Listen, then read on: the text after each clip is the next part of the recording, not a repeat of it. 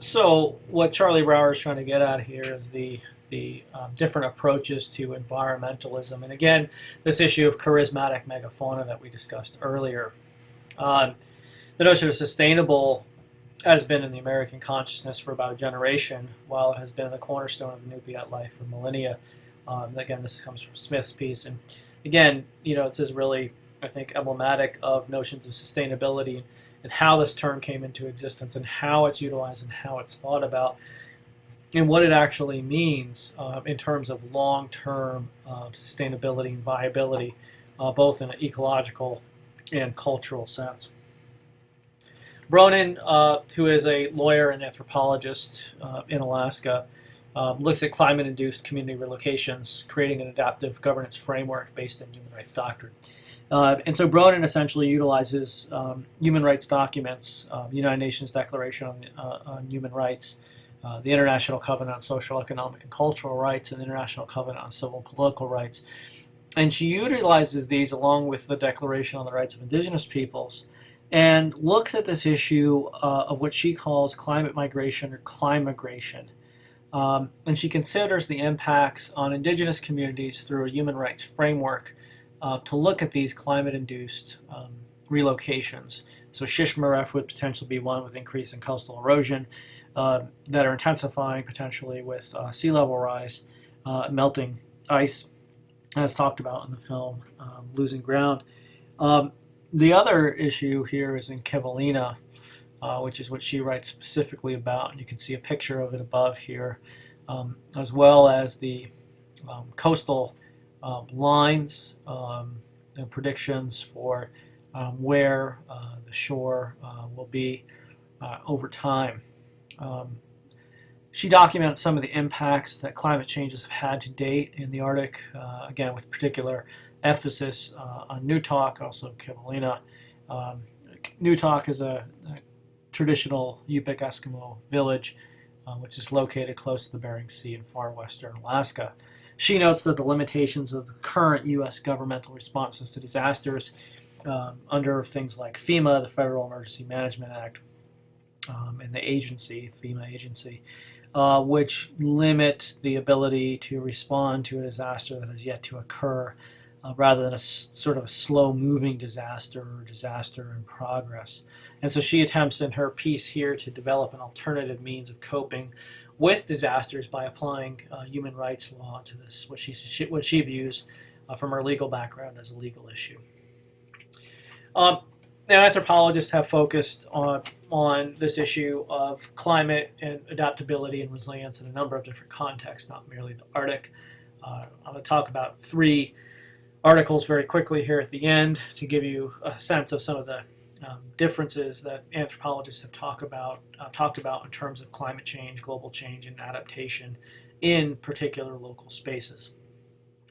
Adaptation in anthropology goes back to Julian Stewart's work. Again, he was a cultural ecologist, and this idea goes back to 1955.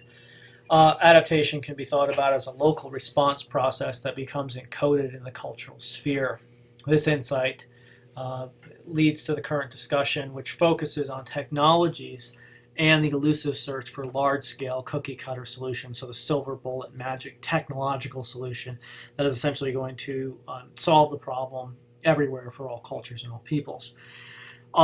Nelson and co-authors examined 4 themes in adaptation to climate change literature. First, the process of adaptation is multiscalar in nature with a global origin and scope with adaptive responses within a local context. 2, inequality and exposure to climate change as well as the ability to respond. 3, climate change can only be understood in relation to other non-climatic drivers that either mitigate or aggravate the impacts of climate change. So, for example, cap and trade, an economic form of dealing with carbon trading, as well as production, industrial production processes, which are necessarily not carbon neutral to any extent. Imagine pumping massive amounts of carbon, greenhouse gases into the atmosphere as a whole. And that successful adaptation requires the effective inclusion and participation of local communities. And this is something that anthropologists have stressed in a number of different contexts, the idea of localizing the locus of power. They call for anthropologists to become involved in the intergovernmental panel on climate change as a whole. Nelson and co-author Finan in Praying for Drought, Persistent Vulnerability in the Politics of Patronages in Ceará, Northeast Brazil, talk about the recurrent cycle of drought and emergency relief. This was initiated during the late 19th century and has essentially become an institutionalized form of adaptation to crisis, recognizable and articulated within the larger model of patronage. And so this cultural system of patronage to support individuals in various political positions, essentially a quid pro quo, an exchange in support of economic resources for political support. And here you see the institutionalization of emergency aid and relief in the context of drought. And so this becomes part of the adaptive cycle as a whole, is seeking out this relief. So what Nelson and Finan maintain is that this puts limits on choice as well as agency, and as a consequence assures persistent vulnerability of rural families. In terms of forecasting, families did not have the necessary options to tailor their responses to a range of forecasts. Although GIS, Geographic Information Systems, and community-based vulnerability maps were established in order to produce planning. There were massive amounts of resources that were spent in combating drought. Many were directed at the symptoms of vulnerability rather than towards resolving the underlying causes of vulnerability in the region. So they call for a shift to focus on building adaptive capacity, which is they refer to as decentered democracy, rather than praying for drought, which they view as restricting human agency and limiting adaptive capacity. The idea is they're just essentially become reliant upon this aid and assistance. And so this is what others in anthropology have called the development of underdevelopment. Finally, Vasquez Leon looks at Hispanic farmers and farm workers, social networks, institutional exclusion, and climatic vulnerability in southeastern Arizona. This article examines how climatic vulnerability intersects with other factors, including class and ethnicity, to differently structure not only risk, but also opportunities to mitigate that risk. They note that in contrasting Anglo farmers with Hispanic farmers, that Anglo farmers predominantly rely on institutional support in times of drought for access to scarce water resources, as well as funding. These are not equally available to Hispanic farmers, who rather rely on social networks for achieving low-interest loans as well as necessary labor for farms. For farm workers as a whole, what Vasquez Leon does is goes through the notion of farm workers as a group and notes that this is in fact not a uniform group in terms of access to social capital.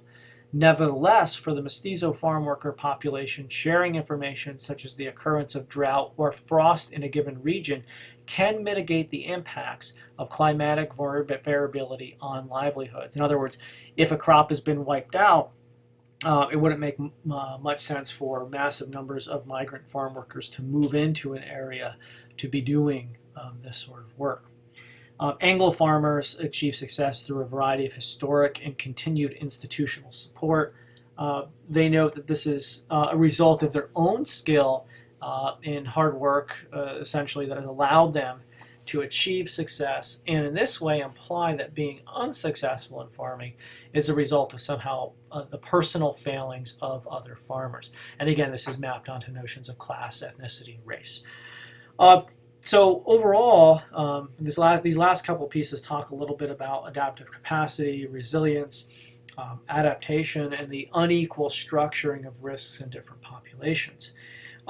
And so this really goes to the question of the impacts of climate change and how the impacts of climate change are differentially or disproportionately felt by differently situated populations. We talked about different ways that we know that the climate is changing, how this has become contested within the United States in particular, particularly as documented in the film Climate of Doubt by Frontline,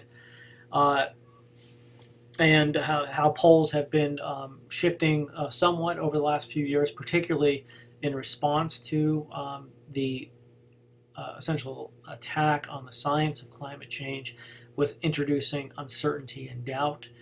And we can see this with the Gallup polls.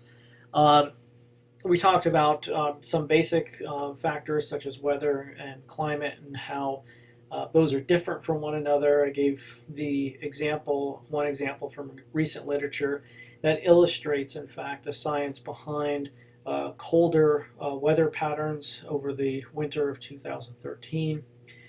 We talked about greenhouse gas emissions overall, looked at public opinion, and I gave ethnographic examples from Alaska and elsewhere.